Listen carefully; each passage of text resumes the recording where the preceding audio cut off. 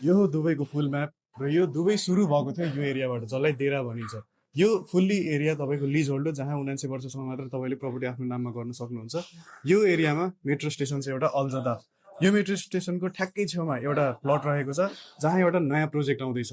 यो एरियाभरिको एउटा मात्र फ्री होल्ड प्रपर्टी रहनेछ। यो प्रोजेक्टको प्लट कस्तो देखिन्छ र यसको फाइदाहरू कस्तो हुन्छ आउनुहोस् म तपाईँलाई अहिले भन्छु।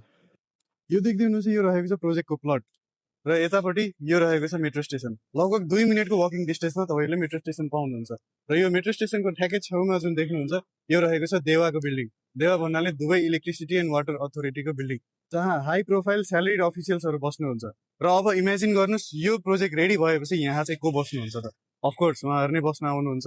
र यो प्लटको ठ्याक्कै छेउमा हेर्दै हुनुहुन्छ यो रहेको छ हिल्टन होटेल जहाँ पर नाइट तपाईँको स्टे रहनेछ 1500 देखि 2000 को। त्यो एरियाको अब रेन्टलको कुरा गर्ने हो भने अहिलेको 1 बेडको एभरेजमा चलिरहेको छ 90 देखि 95 हजार। यदि तपाईँहरू पनि चाहनुहुन्छ दुबईको प्राइम लोकेसनमा आफ्नो प्रपर्टी लिएर राम्रो रेन्टल कमाउन र अप्रिसिएसन कमाउन भने तल कमेन्ट गर्नुहोस् रेन्टल्स, म तपाईँलाई सबै डिटेल्स सेयर गरिदिनेछु।